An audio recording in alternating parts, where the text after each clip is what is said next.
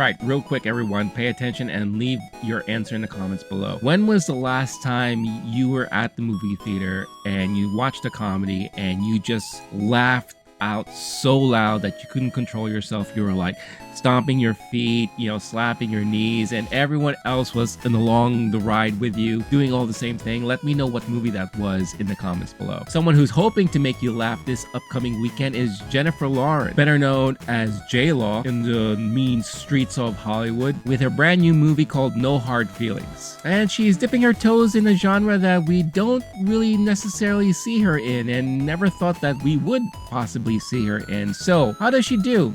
Well, I'm going to let you know all about that right now. Can't outrun the cops! I can't lose my license!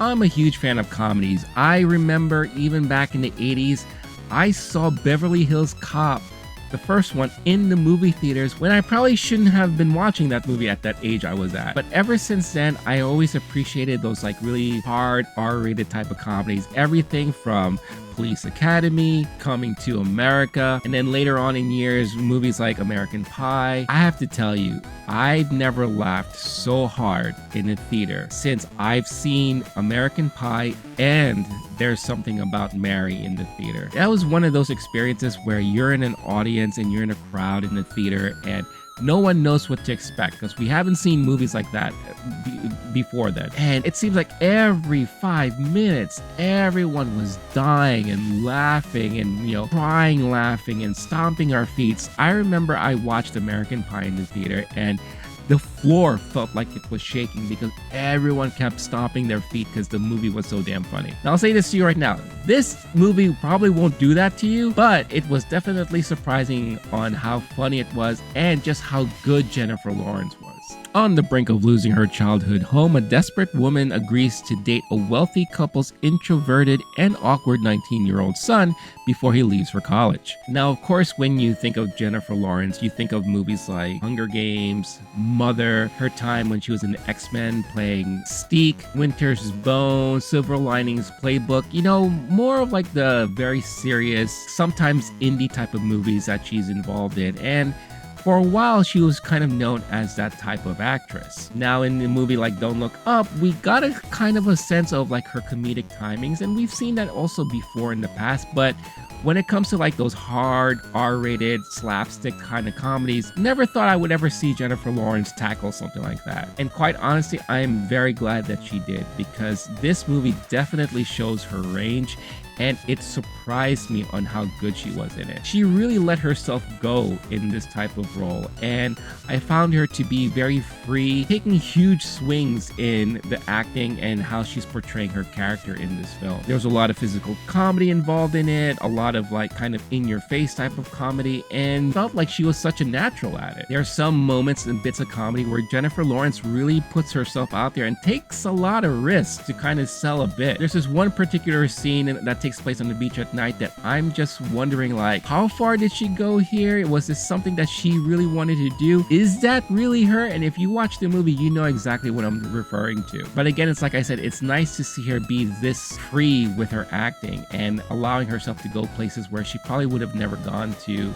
in the past. It also helped that she had a very compatible co-star in Andrew Barth Feldman. Their chemistry together was actually really good, and I really believe that he was this anxious, awkward, kind of introverted teenager on his way to college who's never experienced being with anyone in that type of way. And it's rare because like when I go back to watch movies like American Pie, I can now see watching that movie that no, these are all like 20-year-olds, pretending to be in high school. This kid looks like he really is in high school. Now, of course, some of the comedy can be sometimes considered cringe because you are dealing with someone who's in their 30s trying to sleep with someone who is literally a teen going into college. And the whole premise of the story kind of rings more on the Ferrelli level side of things. But again, what made this work for me is that it was very much a throwback to those type of comedies that I remember watching and really enjoying in the theater. Of course, some of those comedies may be very questionable today in like today's audiences and all that, but still, if you can kind of just get that out of your head and just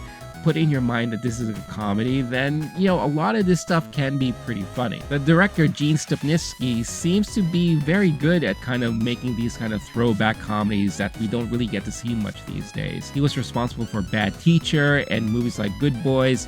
So if you're familiar with those movies and you kind of enjoy those movies, then you know exactly what you're getting yourself into with No Hard Feelings. That being said, kind of some of the things I felt when I was watching Good Boys, I felt the same here, where there were some moments where the jokes just didn't land, or maybe they stayed too long on a particular gag or stunt or kind of joke that they were just lingering around a little bit too much on.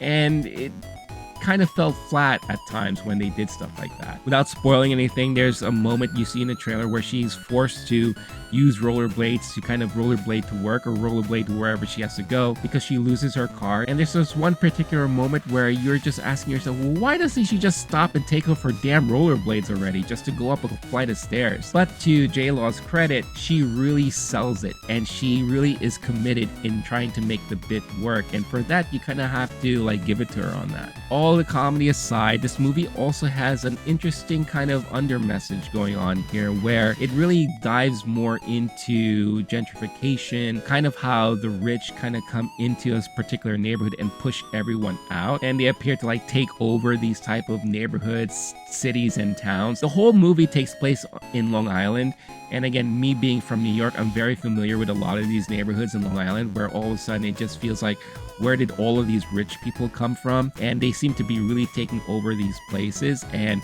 some of the people who have been living there and grew up in these areas can no longer afford to be there anymore, and they're being forced to move out. Jennifer Lawrence's character is someone who stands up for that and is trying her best to maintain the house where she lives in and not getting herself forced into a situation where she has to make way for all of these new incoming folks. So for those of you who are from neighborhoods like that, or who live in cities where you see like these things happening, this is something that you could also relate to as well. Like I said, the movie has a lot of laughs, but it's not a perfect movie. Like I said, there's a lot of lingering parts and all that. But if there's one thing that I can really take away from this type of movie is, one, like I said before, I would love to see Jennifer Lawrence do more movies like this. And I'm very curious as to where the career of Andrew Barth Feldman will go from here, because I was never familiar with this guy. I can see that he was involved in High School Musical, but I've never watched those kinds of shows or whatever the case is. But he is a nice, fresh face, and it would be really interesting to see what else he could do from here. But at the end of it all, like I said, it was entertaining. I gave it a 3 out of 5 stars, so it's not really a high rating, but I did like it, and I liked it again because of Jennifer Lawrence's performance in this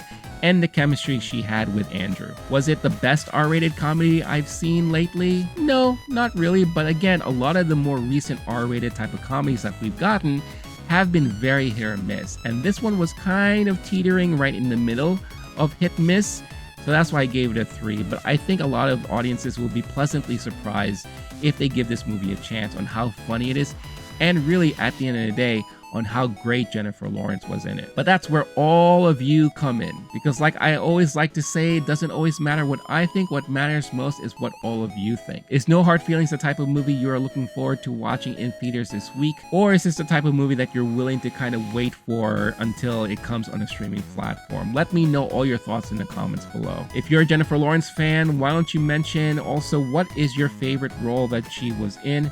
Let me know that in the comments as well. But that's it for this review for this time. Again, thank you so much for watching. If you're brand new to this channel and you haven't done so yet, don't forget, hit that like button, subscribe, hit the notification bell to get notified every time a new video is uploaded. Don't forget to comment and don't forget to like, because that's what helps this video kind of spread out and more eyes get to see it, and hopefully more people get to join this nice little community that we're building up here. If you want Low-Key Geek on the go, you could check out the Low-Key Geek podcast channel on your podcast platform of choice, where you can download episodes of Movie Time, the movie review podcast that I do with my buddy Blake, and Talking Talk, the pop culture news of the moment podcast, all there available for your downloading and listening pleasure. Last but not least, if you're in a position to further help support this channel and help this channel grow, check out the affiliates that we have listed in the description of this video. If you like this shirt that I'm wearing and you want to get something like this or something similar, check out 80stees.com. I got a great little discount code for you there in the description where you can get a nice sweet discount on your purchase. You can find something cool for yourself or maybe buy something for a loved one. And by participating, you'll be helping support this channel at no additional cost to you. And for all of that support, I am truly thankful. All right, all that out of the way, let me head on out for now. Until next time, stay cool, stay classy, stay safe.